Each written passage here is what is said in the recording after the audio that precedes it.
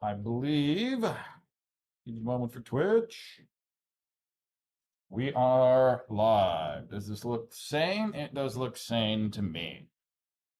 All right. So today is, it's Thursday.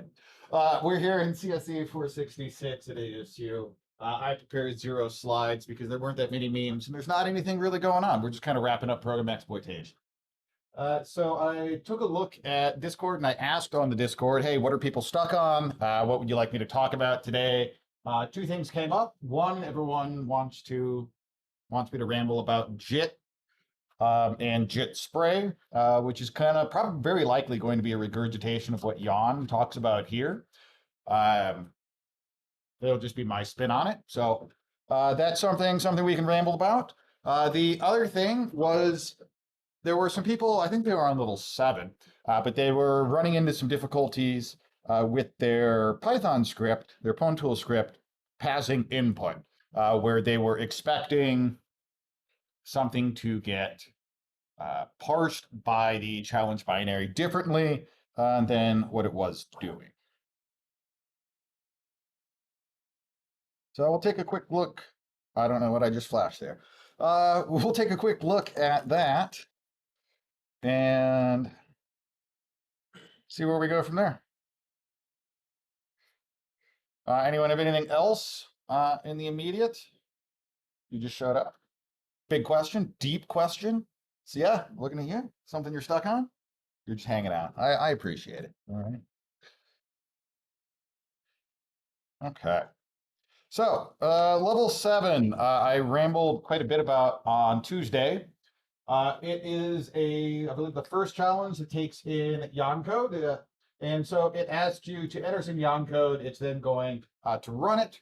And the hint implies that there is some kind of memory vulnerability, if I remember right. Shellcode injection and a method of tricking the challenge into executing it. Okay, so it doesn't explicitly say memory corruption, but more than likely there's memory corruption involved. And we talked quite a bit about that on Tuesday. And one of the things that I believe the person on the Discord was doing was Yan code has the ability to call, for instance, read code or read memory. Both of these functions call read. And their problem is that they need to pass some input to the challenge at this point that is then going to call read code or read memory, some other thing, something else that's going to call read, and they want to make sure that only the bytes they care about goes to the first read, and only the bytes they care about in their second send go to the second read. We can loosely approximate this. Let's make sure I don't have a do.c.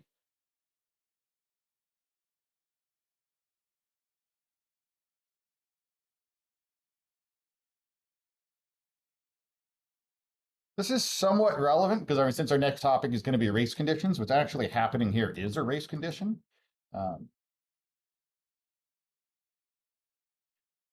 So the challenge binary is doing something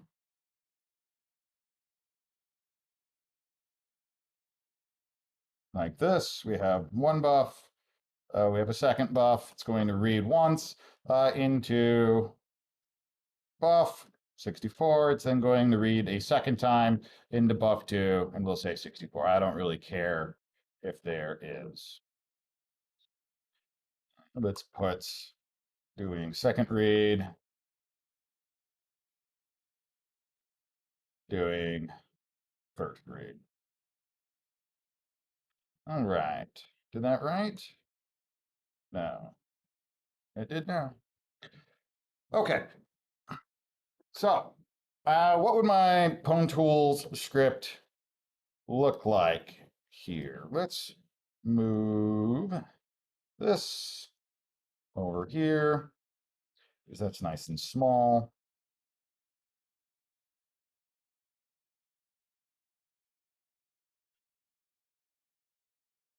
So you all have done something like this, right? So P equals process, it's going to be a.out. We do P send payload 1, P send payload 2, p interactive. And then while we're at it, let's clean up this. So once it's done, with our 2 reads, we're going to print f payload 1, and then whatever that is, payload 2, whatever that is. Pretty simple binary to allow us to kind of reason about what's going on. Somebody says, I'm live with audio. I know it's a rarity, right? But to be fair, there was a lot of messing around with OBS to make it happy earlier. I just did it before the stream instead of after. Okay, so I imagine they have something like this. Obviously, they're crafting a specific payload, but it's pretty clear what the intention is. Who thinks this is going to work like it's expected? Nobody. Everyone thinks it's going to be wrong. I think it might work. All right, there actually is a chance, right? Is it going to say payload 1, payload 2, payload 2 is my question. Based upon what I'm doing there with Pwntools. Find out. Did I? We're good? All right. Okay. So we tried to catch me on not compiling it, but I did do that. What I didn't do is include Pwntools. While we're at it, we'll also say context arch equals AMD60, just because it's a good practice. All right.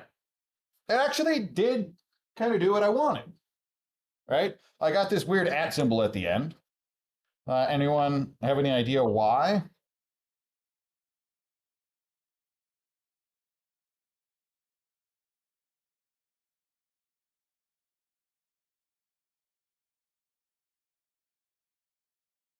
Okay, nobody knows. It just happens to be the random byte that is located there. So if I do this, I think this will work. I'm declaring it and initializing it to be null. We get, I run exploit.py. We now get what I think, right? Because when I send that, I'm using send, not send line. Is there any guarantee that I'm sending a null byte there after my 1 and 2 for payload 1 and payload 2? The answer is no. So that when printf starts printing, it's going to print until it encounters a null byte. In that first case, this wasn't canned, it just happened to be that way. There happened to be an @ symbol that was located right there in memory, so printf leaked that @ symbol out, right? And so this works like how we'd expect. Now, the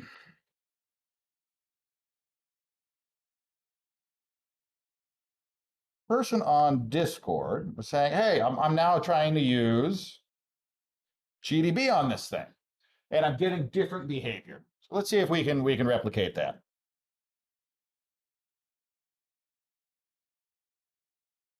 Okay, so I need to continue. We break at read. Let's fini. Let's examine the string that is located at RSI. Now I get payload 1, payload 2 together. This is on that first read, right? So if I continue again, I'm here at read, and if that's the second read call, we continue now, I'm blocked. Why did it behave differently with GDB? Could you speak up a little bit? I'm sorry, I couldn't hear you.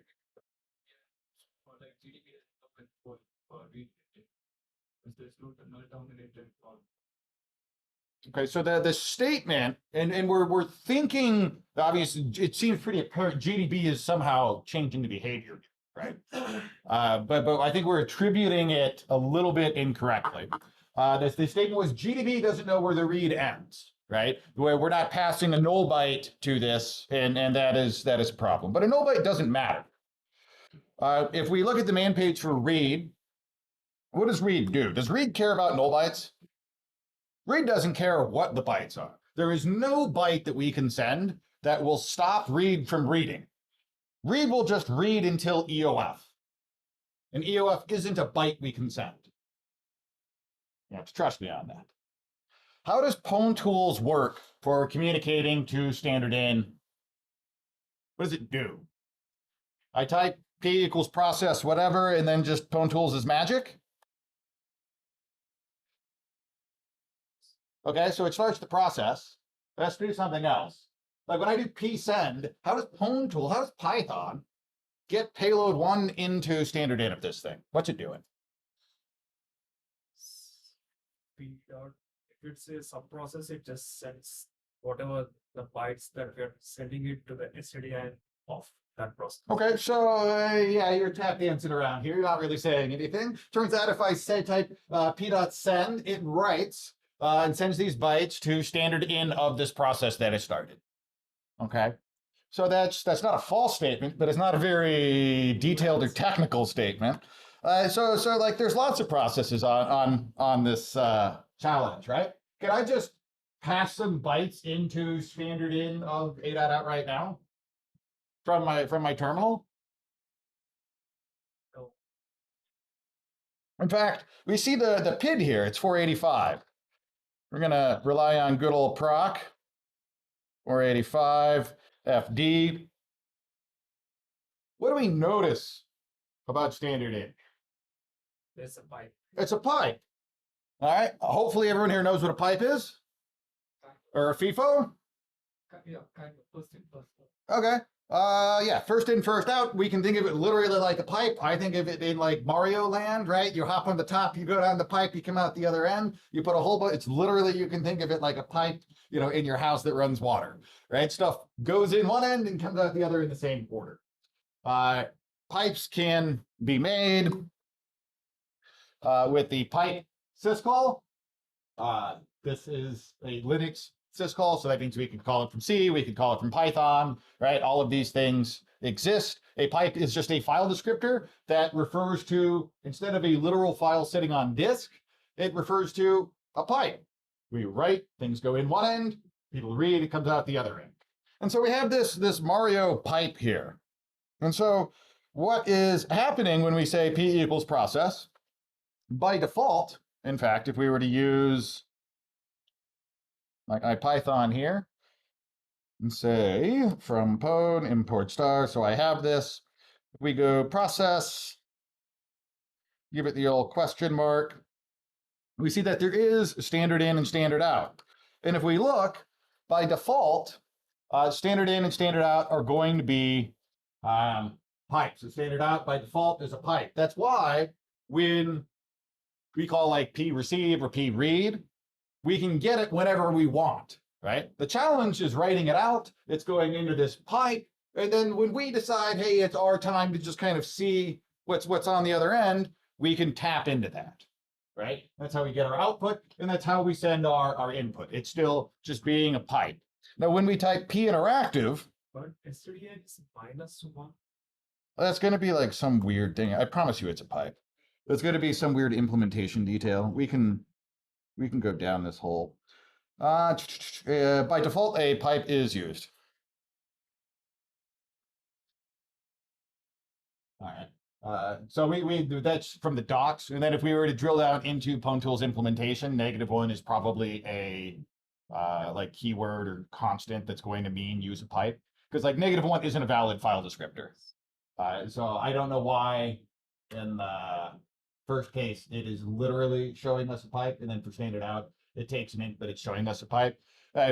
Pwntools in subprocess by default is going to make both of these, or not subprocess, but Pwntools by default will make both of these pipes. stdout is not a pipe. What's the pty? What are you looking at? Stdout of it. If the file object or file descriptor number to use for standard out, by default, a pty is used, so that standard out buffering by libc routines is disabled.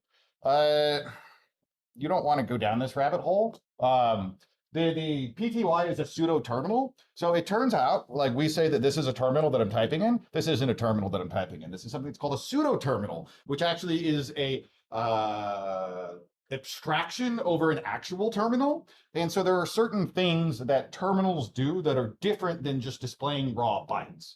And so there are like escape codes and things like that as far as formatting that a program can do to instruct a terminal to behave or display things a certain way. But for all intents and purposes, we can just say Pwntools is taking care of this whole pseudo terminal magic, and it's really a pipe. Okay. I'd strongly encourage you to just think of it that way, because pseudo terminals are crazy when you go down and start reading about how they work. Okay, so it's just a pipe. So if we think about this as a pipe when we p.send, what is my exploit doing? It's going to send payload 1 down the pipe. It's going to send payload 2 down the pipe. Now these are two distinct actions. Is there anything stopping these from happening one after the other? No, right? My code's just going to run one line, then it's going to execute the next line. So my exploit is going to send payload 1. My exploit is going to send payload 2. My exploit will begin with negative. What does the challenge do? It reads 64 bytes. Okay, my challenge is going to read 64 bytes, and then it's going to read 64 bytes, right? It's not particularly complicated here. Is there anything stopping the challenge from doing one and then the other? No. So when I say this is a race condition, what ensures that the order of operations is send payload 1, read 64 bytes, send payload 2, read 64 bytes.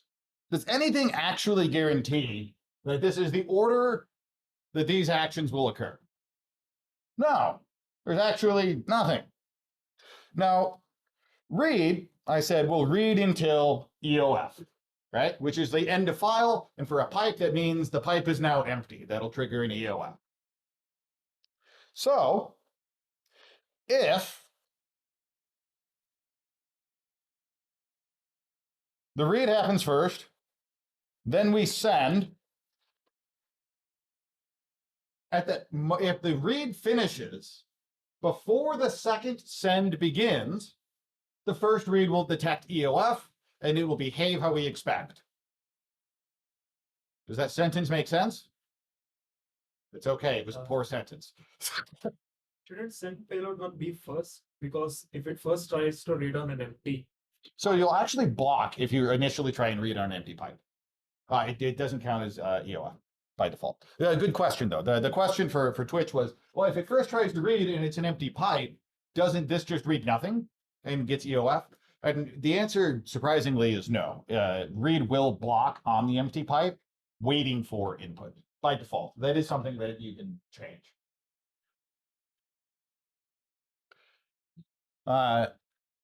So this would result in what I want, right? These are good if these things happen. What happens when I throw GDB into this mix? What does GDB do?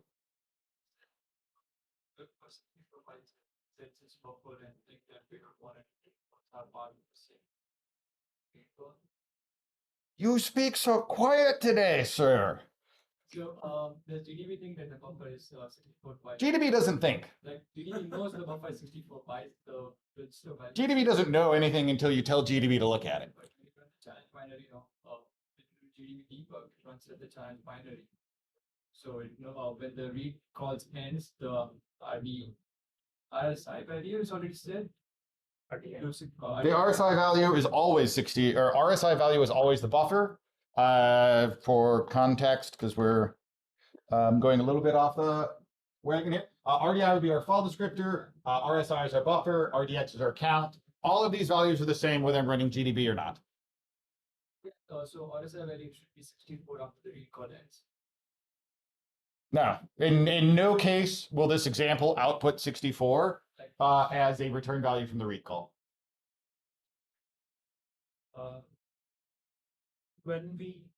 The return value from read, if we search here, is the number of bytes read the return value. I'm just saying that the buffer size is set for profile. So does GDB. But buffer size. So buffer size, when we think about things in C or we think about things in assembly, doesn't exist. Like a buffer size is like this higher level abstraction, right? The only thing that exists in C are pointers and distances, right? And it's either an acceptable distance where we didn't mess anything up, or it's way too far of a distance and we messed something up, right? But there's no way in C or in assembly, unless we've explicitly written the size of something somewhere else in memory, to know how big a buffer is, right? That concept doesn't exist. We have another thought? Yeah. Okay. When we add GDB into the mix, it pauses the execution of a.out, but not the Python script. There we go. We're getting somewhere now. So race conditions are about time, right? And so race conditions are a harder thing to debug, right? Because time matters. Instead, we have to like think about what's happening. The statement for Twitch here is GDB pauses the program, or the challenge binary here, right? My example executable. So what that means is what would happen is we'd send payload 1, we'd send payload 2, GDB pauses the challenge, right? At which point this happens. And then if we're over here, GDB would still pause the challenge, especially since I am using gdb.debug. What does gdb.debug do by default? It breaks at _start. Yes. So even if I have no breakpoints, just that little pause. Let's get out of here. Run this again. Just this little pause right here. The program is paused. My Python script is still running. We see up at the top, it says switching to interactive mode. That's my Python script switching to interactive mode. When do I switch to interactive mode? After I've sent the strings payload 1 and payload 2. And so now the challenge binary hasn't even called the first read, but my Python script has already thrown these into the pipe. And since both of those are in the pipe, what does the challenge see when it calls read? It sees payload 1, payload 2. They're both in the pipe, right? It's less than 64 bytes. We'll take them all. And so that's where we get that behavior. Now, there's a couple ways we can deal with this. And in fact, it's not just GDB that will trigger this, but GDB is a very easy way to force this, right? Because we are forcing the challenge binary to be slower. But this can happen in general. If you have longer payloads and you're just doing psend and like, oh, I hope that this one goes to this read and that one goes to that read. Like sometimes it'll work, sometimes it won't. There's several ways we can deal with it. One way that I suggested was a good old receive until second read, maybe.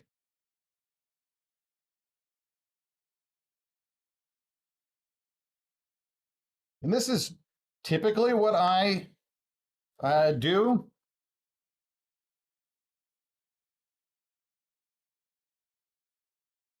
And now we get what we'd expect. One of the comments from Discord was, yeah, but what if in the 0.0 challenge, and maybe it does, maybe it doesn't, there is a send after. I'm curious if this works. This is something I should use, but I just personally don't. Let's see if like send after, send line after.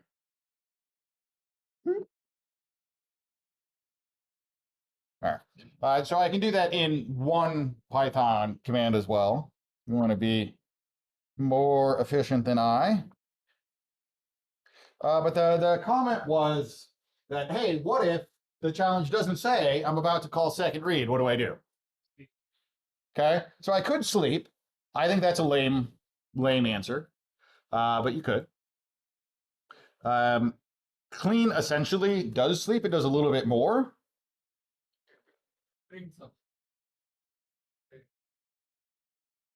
What was that? Print something that you print yourself. If I print something here in my Python script, print slows down the Python script. Okay. So whether I sleep, whether I print, whether I don't know, I decide I want to calculate. What's a long running function? I want to say factorial, but that's not what I'm thinking of. What's that?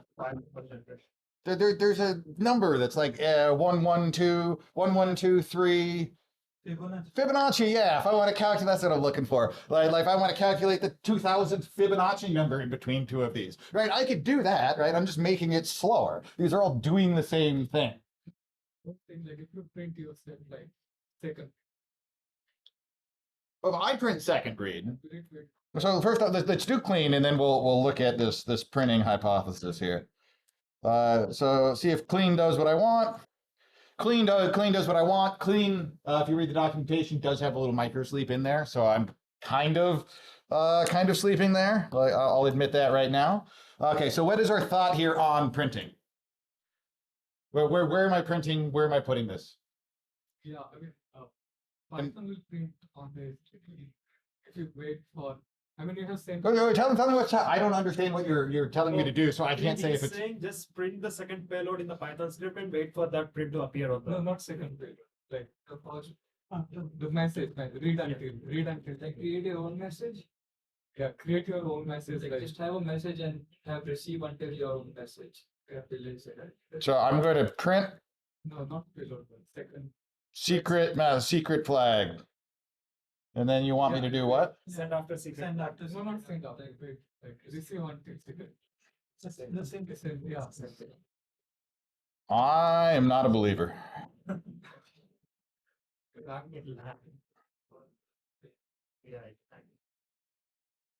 Why? Oh yeah, binary should print it. Right. So when we call receive until, we're checking for output from the process. When I print in my Python code, when I print secret flag, it's going to standard out, it's going to my screen, but it's not coming from that challenge process, right? The only reason that what I print and what the challenge says flow all to the terminal together is because I print all this pretty stuff and then I do down at the bottom of my script here that pinteractive. And pinteractive says, whatever the challenge are trying to print, just throw it to my screen. Just give me it all, right? Make it all work. And so we can't signal ourselves like that. That'd be really cool if we could, but we can't. So my suggestion there is to sleep, clean, read something from the challenge. What if none of those work? Well, there's another way that we can think about this as well. All right? How many bytes does this thing read? 64. What's another way? What is a way I could take advantage of the fact that I know that? Just pad it to 64. I just pad it to 64, right? Maybe I do only want this to say payload 1. That's fine. Let's adjust it to 64 bytes with null bytes. And in fact, while I'm at it, let's go ahead and add payload 2. And let's pad that by 64 bytes with null bytes. I'll do it as one send against 2 reads. Does that make sense why I'm doing this? You didn't close the address.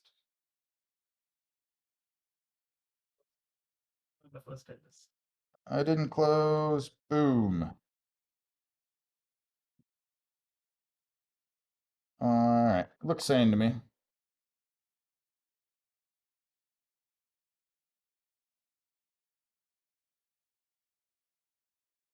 And I get what I want. Now, I specifically chose null bytes. It's not like null bytes are this magic thing, right? Null bytes were the correct byte in this context for me to pad with.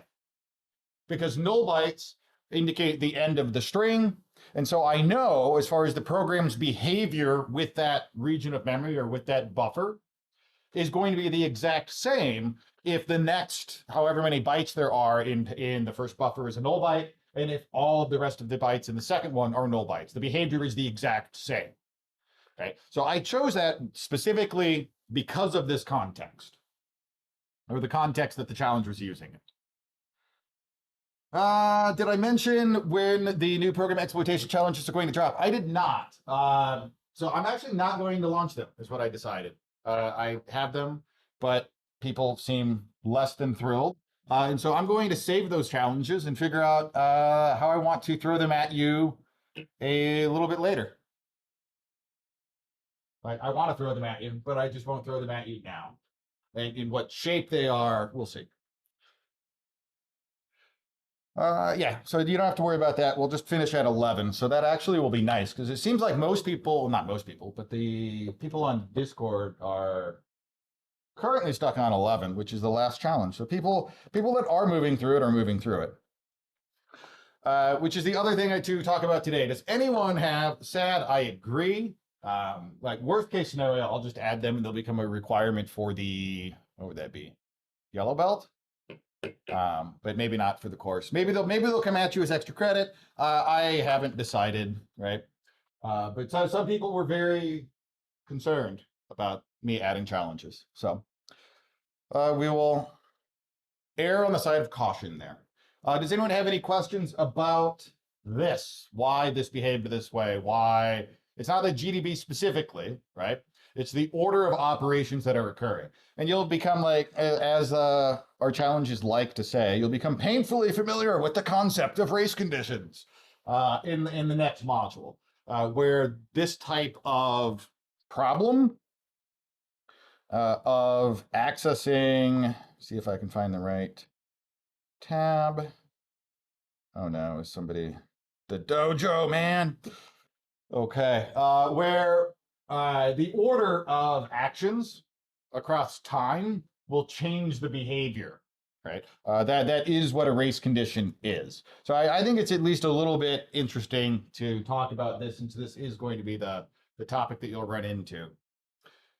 Somebody says, I'd be fine if you just add them for extra credit, but to make them a requirement for yellow belt, you want new challenges. Yeah, I know. There's this like weird duality, and you got to try and like straddle it as an instructor or on the site in general.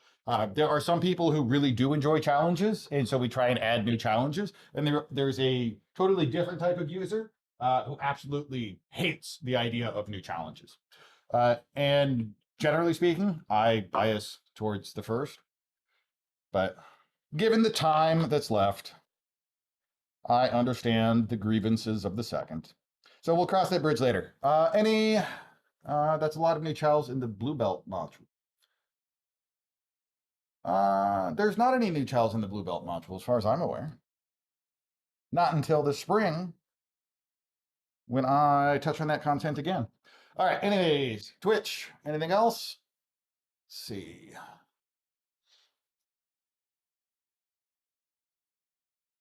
But challenges that like focus on existing concepts. There's always like more things we can do to play around with different things. Okay, I see nothing from Twitch, so we will leave that there. Hopefully that was useful. Clean up my mess here.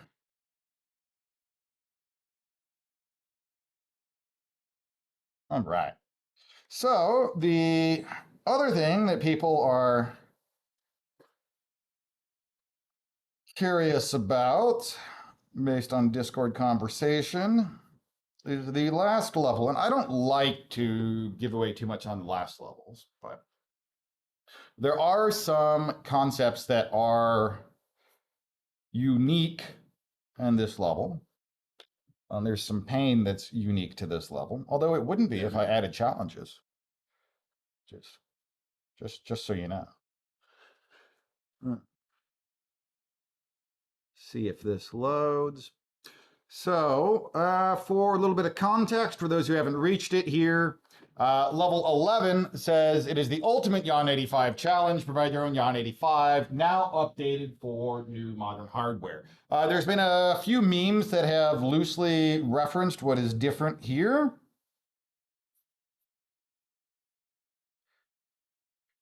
Going back to my rant on Tuesday about like, how do I think about a challenge? There's a few things we should just in general do.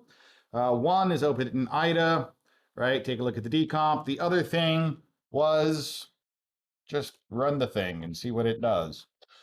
So what does this guy say?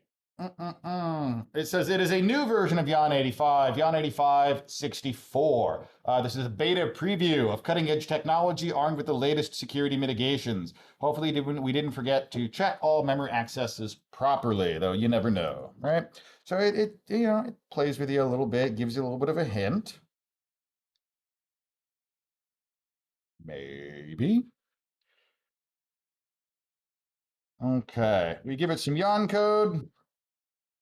And it says emitting initialization code, instruction 02, hex 1337046, compiling, and then it shows us some Yon code, STM something to something, and it tells us an address. And then it says machine crash due to unknown register and helper load 8. This is a very different message than what we've seen in any of the other challenges. So this is probably a little bit different than what we've seen with Yon 85 up until this point.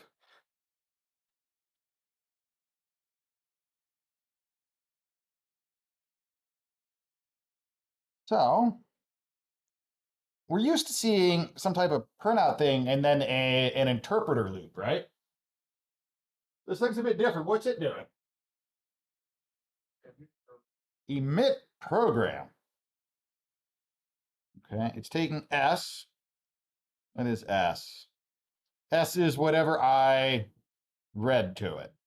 You see here, I click S, read 0, S, hex 1800. So it's taking, it has a pretty big buffer of what we can write compared to the old Yon 85, where we were limited, I think, to like 255 or some multiple thereof. That's a pretty big number.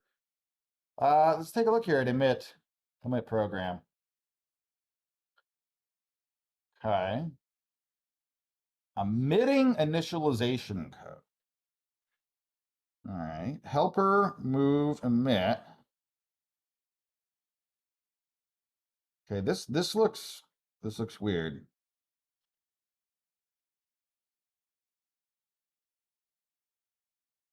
Return. Okay, the return of this thing is v5 plus 1. What is v5? v5 is a2 plus 2 consistently. a2 is something that we are given. So it's taking a pointer here, says it's a byte pointer up here at a2. So it's taking some pointer, and the return value is going to be 2 bytes past where it started. Do we agree there? All right. What else is going on in this thing? Well, it's setting the first byte of this pointer to be, it looks like 73. Why 73? Is it always 73? It looks like it's always 73 for this function. Okay. Then it is setting, what is this next line doing? All right, cool. Not that hard. We could have saw a plus 2 or a2 plus 1 equals whatever this value is, but it's setting the next byte. So it's setting 2 bytes. And then it's returning the pointer next to it.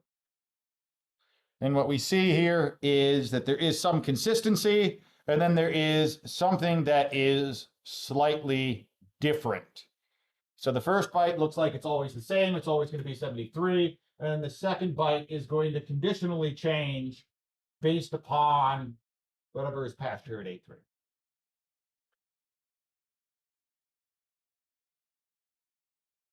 And then the name was helper move immediate. Was this enough for those that didn't already know what this is doing before coming into class? Is this enough to where you have an idea of what's going on? You have a guess.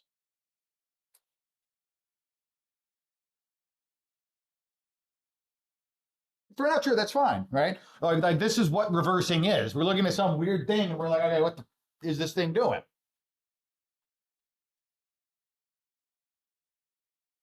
All right, so I know this is writing some weird bytes. Oh, wait. It says your Yon code has been JITted. The result is the following x86 code. Was that in my my output and I missed it? Because you crashed. Oh, so I crashed, so I didn't get to see that message, but I did get to see it here in IDA. So hopefully you watched Jan's lecture on JIT. What is JIT? Okay, it's an acronym for just-in-time compilation. So this is taking in Jan code, and then it's outputting. It says x86.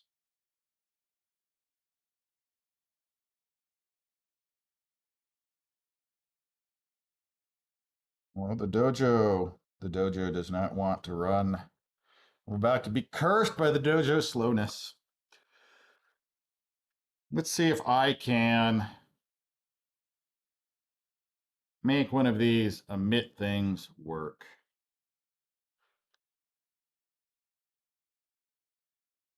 What happens if I just run it and give it nothing?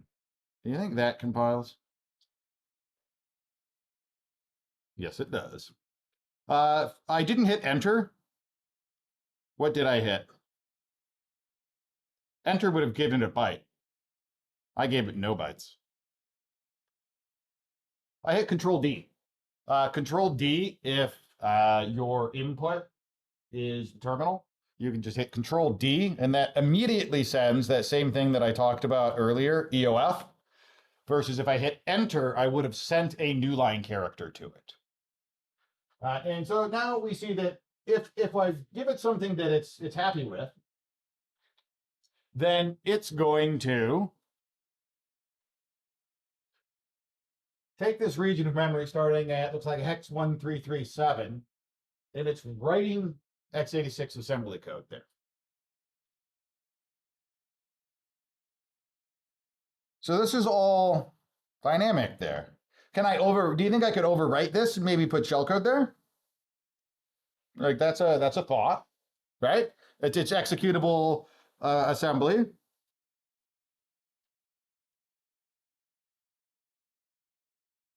IDA, where am I?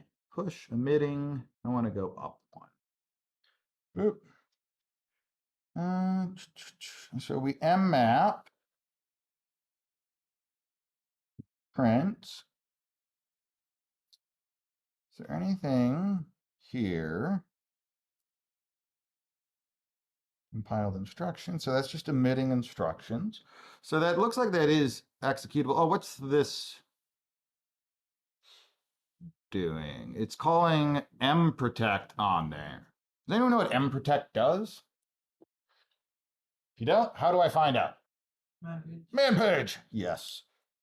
All right. One thing you can learn from this class. All right, read the man pages. So mprotect sets the protection of a region of memory. And so when we look at regions of memory or pages of memory, Twitch on my end says it timed out. When we look at regions of memory in GDB, we get those permissions. Is it readable, writable, executable, right? And normally, you do not have a writable and executable region of memory. But we're writing to it from this emit program thing, and we're going to execute it right down here. That's what this weird void star void adder is, right? We're treating that like it was a function and just executing that right there. You have the hardest time reading man pages? I don't know what to tell you. All right, it's a critical life skill. So what do we think mprotect is doing? Well, it's pointing to that same region of memory. It has hex 1000 and then 5. If we look at our man page here, first thing is to point to the address. That makes sense. The next thing is the length, so the number of bytes that are going to be protected. And then int prot. What is prot? Prot is a combination of the following access flags. They can be bitwise ORed to set permissions. So we're setting the permissions on something, and what I need to find out is what is 5. How do I do that? Well, so we looked at this in IDA. We said, all right, it's taking this region of memory where it's writing x86. It's going to change the permissions of that address for 1,000 bytes, or hex 1,000 bytes, to what? To 5. What is 5? How do I know what 5 is? What is it actually doing? I know it's changing the permissions, but what is it changing it to? One assumption is prot read is 1. You know what I say about assumptions. If you're going to open with, I need help on level X help, or so I assume you're going to get some snarky answer from it, right? Don't do that, right? Let's. How do I find out what 5 is? What? I could what? I could Google. All right, I could do that. I could also use Pwntools. From pwn import star, there should be a global that Pwntools exposes called constants. We've used this a little bit before. See how slow the dojo wants to be.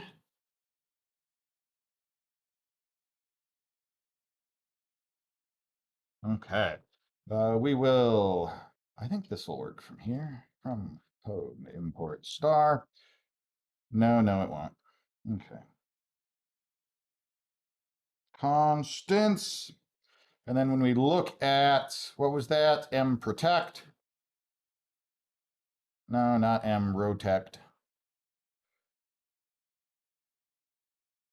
Man, mprotect.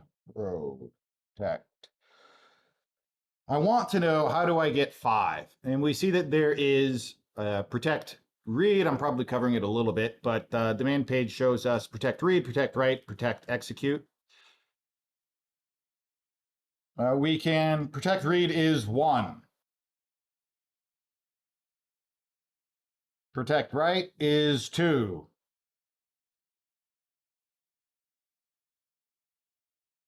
Protect exec is 4. That should be enough to tell me what this is doing in IDA. It's ORing it. We're ORing them, so how do we get to 5 with these digits? What permissions is that line doing? Read, write, execute. 4, read and execute. It is 5, so it's going to be 4 and 1. So it's read and execute. It's making so it's not writable, right? It's just executable. And that makes sense, because if it was writable and executable, that would be vulnerable, where we could like modify yourself in place and change what's being executed as it's being executed, right? It'd be kind of like in shellcoding, where we had self-modifying shellcode. This is ensuring that we can't self-modify as we're running. If we're executing it, it is not writable. Somebody says, is this an advanced class? This is a like middle tier class. It's a 400 level class at university. There is an intro class that is streamed here, but it's not this one. Okay, so I can't self-modify with like my yarn code, because that was something that like might make sense. And it's a JIT. And Jan talks about a concept known as a JIT spray. Does anyone want to tell me what a JIT spray is? This is where we just, for the remainder of the class, I'm just going to be drawing pictures. Can you tell me what a JIT spray is? No dice? All right. That's okay. That's why I'm here, right? We'll see if technology wants to work today. See if Twitch sees what I see. You see what I see. Twitch does not see what I see. It's a sad day for Twitch. Okay. I'm going to try. I'm going to blow this away. I'll re-add it, and we'll see.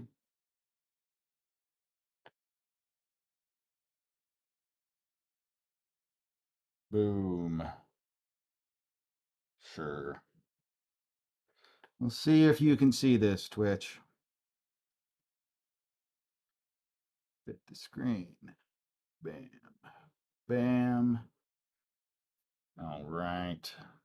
We hit the magic button again. Do you see what I see? Isn't that a song? Let's see. Twitch has really got the delay today too.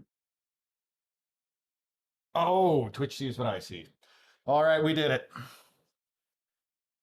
A rare day where we are successful with OBS.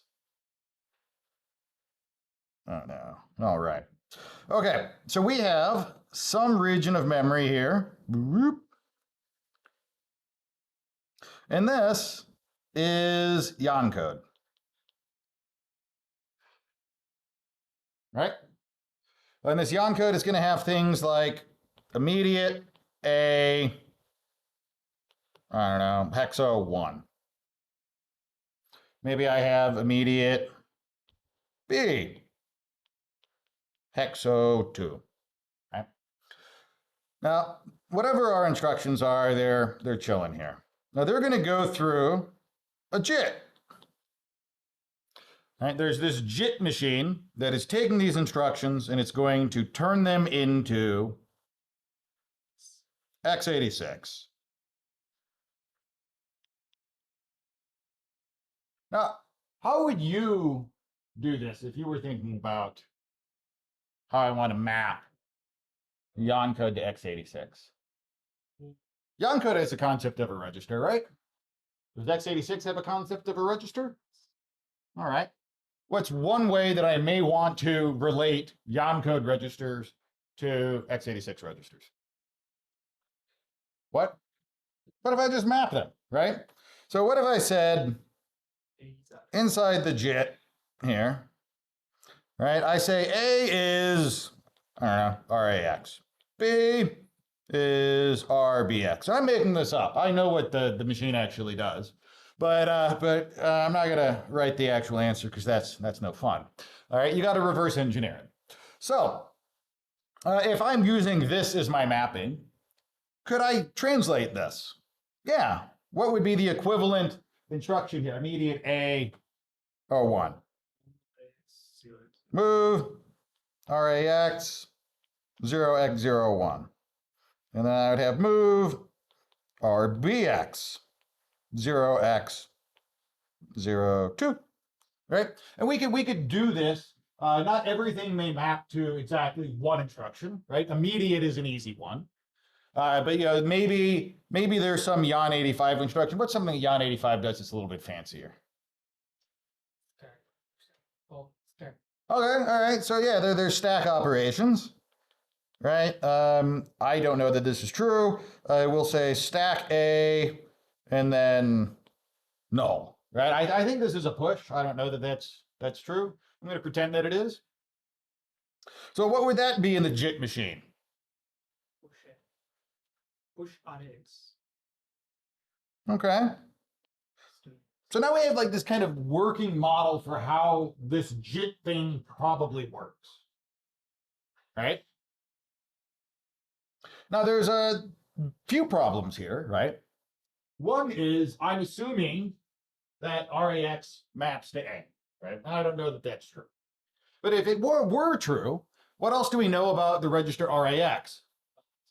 Number of bytes. Okay, so the number of bytes, RAX is a 64-bit register. It's 8 bytes in size. Okay, that's one thing that's interesting. If I call syscall, the syscall which should be called is in RAX. Right, if I trigger a syscall, the return value is in RAX. In fact, if I call any function, the x86 calling convention says that the return value would be stored in RAX. So if I were a smart person writing a JIT, I probably wouldn't use RAX to store the equivalent of something that I want to be persistent, right? Because I'd have to do a lot of like, if I wanted to persist that, and when every time that I call a function, I'm going to have to push RAX, then I'm going to call a function, then I'm going to have to move RAX to somewhere else and then pop RAX. Like it becomes messier, right? But I could avoid all of this headache if I just didn't map things to RAX. So this is my naive thing because they both had A, why not?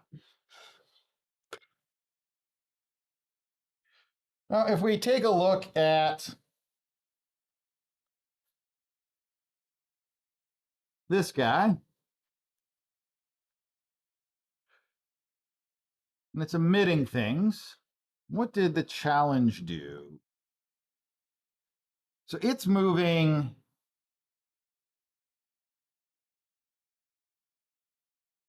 values here. It's interesting that it's setting these R10, R11, R8, and that's got to be this kind of like initial stuff, right? It's the beginning of the what it's emitting. It's got to be the beginning of what it's printing there. Now this is supposed to be some fancy new architecture.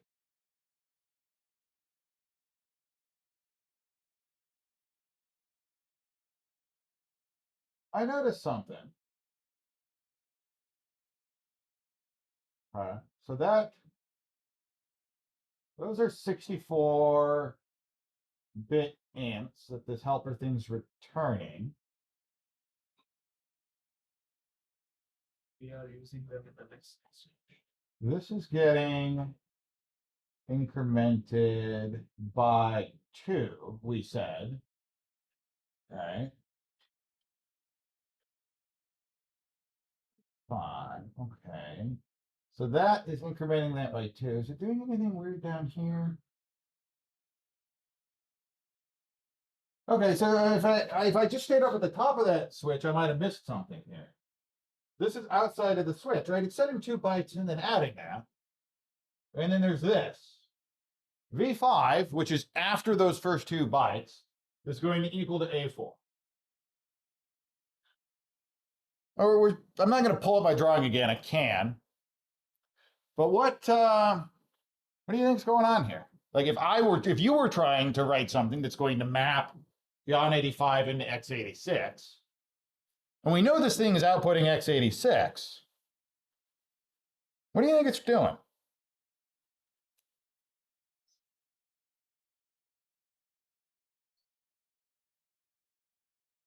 It's got to output x86. There's some constants, there's some other nonsense, and then there's this value that's specified over here in A3. It's putting the yarn code in 1 byte and the x86 corresponding x86 next byte. I don't think that's right. So this goes back to my amazing, if I may say so, shellcoding crash course tutorial, how to not suck at shellcoding video. So let's set our context here.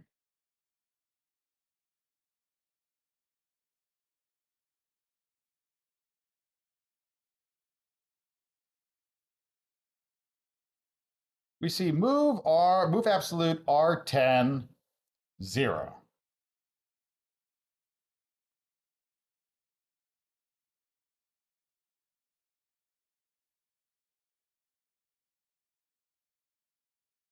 Okay, I get 49.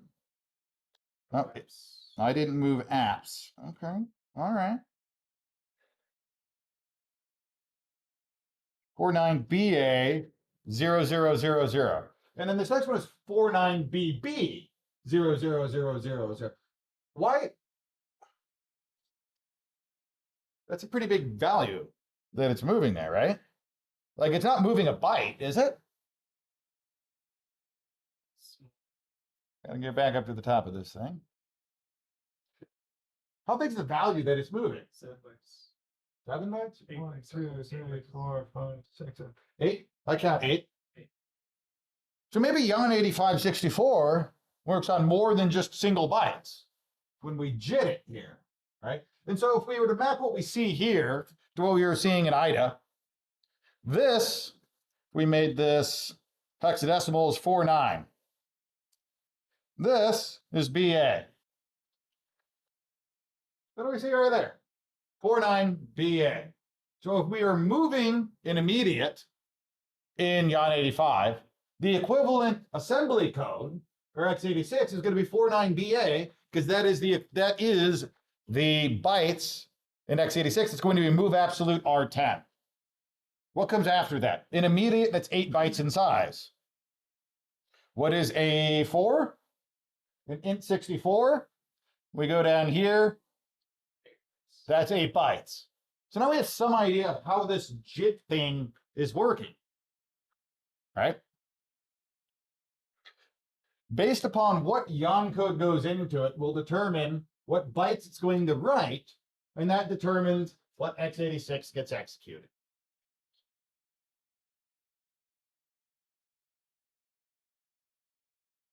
All right. So where does this JIT thing come into play? So we need to update my doodle here. Let's go back to drawing. Maybe. Is Twitch gonna come along for the ride? Twitch does. It's a good day to be Twitch. Okay.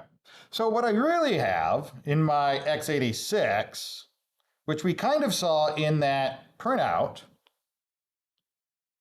is like move, we saw like move R10, and I could put like OX01, 02, 03, 04, right? I could go all the way until 8, right? And I could have move, which we saw, I think there was an R11, OX01, 02, da da da da da, OX08. The idea behind a JIT is something that is related to something we've kind of already talked about, or a JIT spray, this type of attack. If you'll recall back when we talked about ROP, we had ROP gadget, we had ROPper, we had these different tools, right? And when we say, well, some of them will like show you gadgets that don't exist in other ones. Why was that? Because some of them were not executed. Okay, so one reason could be that a tool was only looking at executable memory and another one's looking at other regions of memory. That's possible. There was another reason that I know I said. I'm sorry? Some ROP gadget might give you duplicate gadgets as well. Different. Okay, so some tools may give duplicate gadgets. Another thing that I said is some tools will identify gadgets that exist in between instructions. And this was something you didn't really have to deal with, right? Back when we were talking about ROP, maybe you used a ROP gadget that was in between instructions and didn't know it, but you didn't have to really think about this. The key insight for a JIT is what this looks like if we start at OX133700, right? Because that's where it's mapping or writing these instructions. What does this look like? That's a beautiful square. If we start at OX13370002.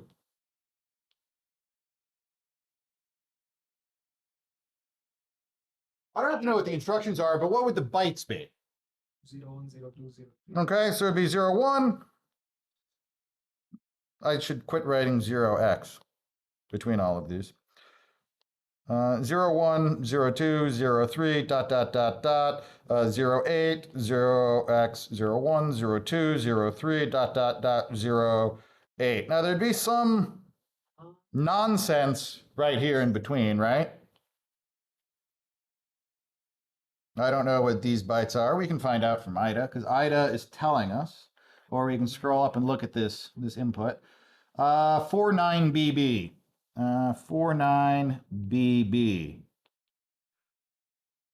There, now it's a square. It's as square as it's going to be. Well, you don't get, you know what? Maybe I don't want you to see my square.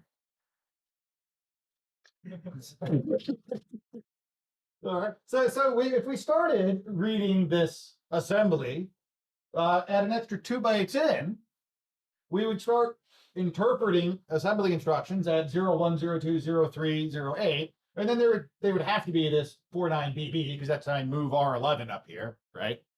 That's what this. Whoop.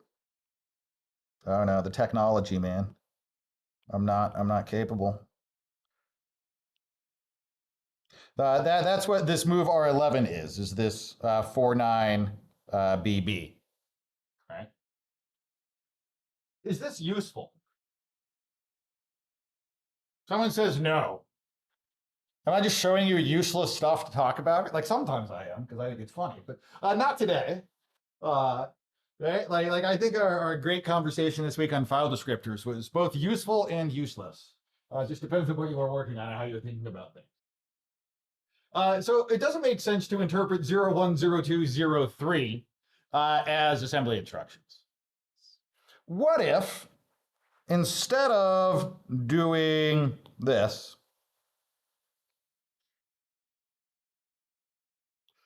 I did move R10 0x49BB.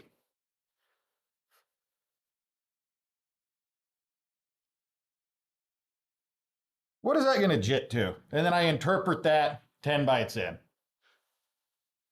49, it will be move R10 and then the bytes. And okay, so what we see here is instead of just including 010203, I could encode assembly instructions in this constant, right? And so it seems kind of silly to be like, well, I want to move R10 to, I don't know, something right here. But is there something more useful I could do here instead of move R10? I can do whatever I want, really, right? As long as I can do it in 8 bytes. Right? And so what I end up with here is if I start interpreting execution not at where the JIT compiler thinks I will, but at some offset into it, what I get is 8 bytes of shellcode, some bytes of garbage. Because let's just say I just keep doing move R10, because I don't really care what move R10 is, right?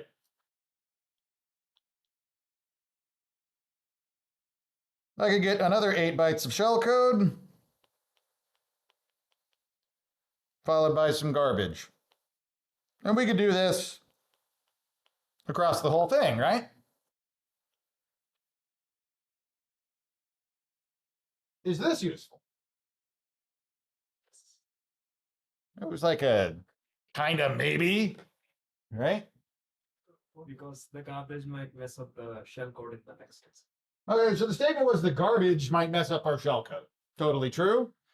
We had a shellcoding challenge ways back. I don't know exactly what it did, but it did something to the effect of, give me your shellcode, I'm going to clobber some of it.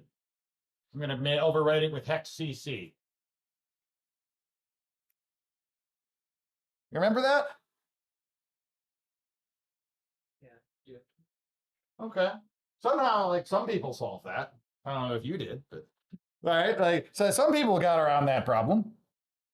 Well, one way that we could think about this is, well, if we control the shellcode, why not just jump over it, right? So I could write shellcode that jumps and then jumps. And so that means that within my 8 bytes of my shellcode here, I can do like one instruction, or maybe I don't know how many bytes jump a rip relative jump is. I bet that it's pretty small. It's like 1 or 2 bytes. We'll guess 2. What I get is 6 bytes to actually do something, followed by 2 bytes to jump.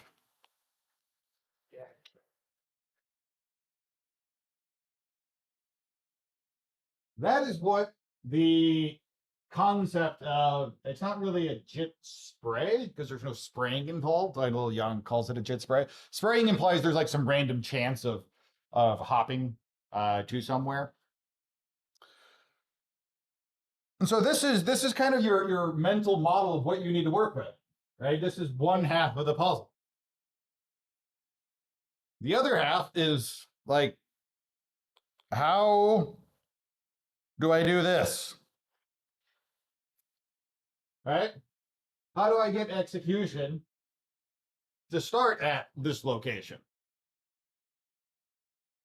Because it's not going to do it on its own. Any questions about this? Yes. So I'm thinking about how will we put the next line of shellcode in, because if we start from Go ahead. 8 bytes in like 2 bytes offset, we have 8 bytes of that value we had, yeah, that shellcode. We will put first shellcode there. Like, Um, I'm wondering what is the garbage actually in between. so the garbage in between, I can show you that in two places.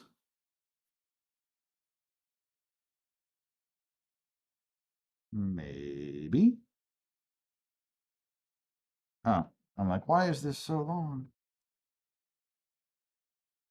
When we look at this like move immediate, right? It is always going to write, say I'm triggering this case, right? I don't care what case it is. It's always going to put a 4.9 byte. It's always going to put this -70, which is a silly number, BA, and then it puts the end here, my 8-byte constant, right? So if I were to trigger this case on move immediate 20 times in a row, I'm going to get 49BA, the 8 bytes I specified, 49BA, the 8 bytes I specified, 49BA, the 8 bytes I specified. So if I'm using this particular, if I'm triggering this particular path in the JIT, my garbage is 49BA. Will it be always 4.8? If I'm always triggering this code path, then it will be. If I'm triggering this code path, it'll be 49BB. How do you change it to hit? I hit the letter H. Right? And so that depends, because what we're doing is we are smuggling shellcode inside the JIT. And so what does that like look like? Well, we have to think about like what shellcode do I want?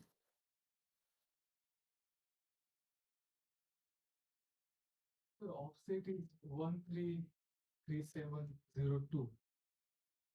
Your offset is 2 byte in, but for next instruction, it also has to be 2 byte in. Everything needs to get shifted by 2 bytes, right? Because I'm going to have whatever the official correct thing that the JIT thinks it's outputting, and then my constant. I want to start at my constant and start interpreting that, and then deal with the garbage. I want to begin execution from a different point in this memory, and have it make sense. Yeah, you have to jump +2 again for the next one, but it will be continuous right after the first offset.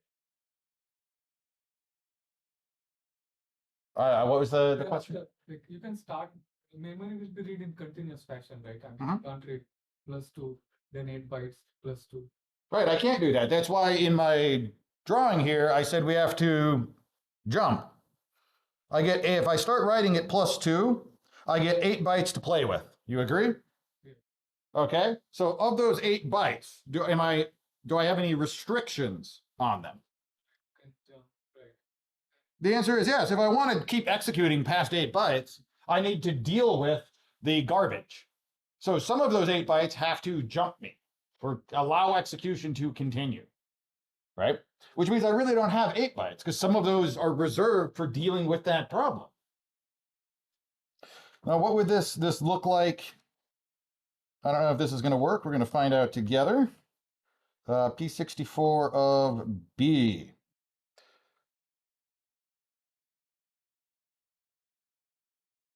Come on, no. Junk B. Oh, wait, did I not? I didn't make it an F string. All right, I'm still a believer. Required argument is not an integer. P64 of that is bytes. So I actually want to use 64. I'm still a believer. Unpack requires a buffer 8 bytes. We can fix that. We can L-just that.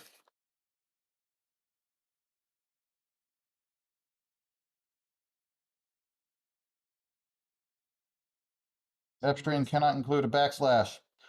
Gosh dang it. Okay. 0 and 0. No. Ugh. We're gonna say B. It's mad just because it's in an L-just, right? So if we just put it outside of the L-just and say B equals B L-just, and then we give it U64 of B. Okay. And then if I were to grab this at 2 bytes in, you see what I did there? I'm hiding shellcode inside of my shellcode, right? Now, this is not exactly what I need to pass into this JIT thing, right? The example here, A, is what the JIT is doing. It is making move R10 some constant. And I am determining what that constant, what I want that constant to be based upon how it would be interpreted as its own x86. And so if we start interpreting at where the JIT thinks, where the JIT wants to, it's going to be move absolute R10 hex 50. But if I were able to direct execution to start 2 bytes into it, suddenly it's push RAX. And that was only using 1 byte. So like if I expanded this, we could push probably several of these. RBX, pop, RCX. I'll bet those are all 1 byte. 1 byte instructions.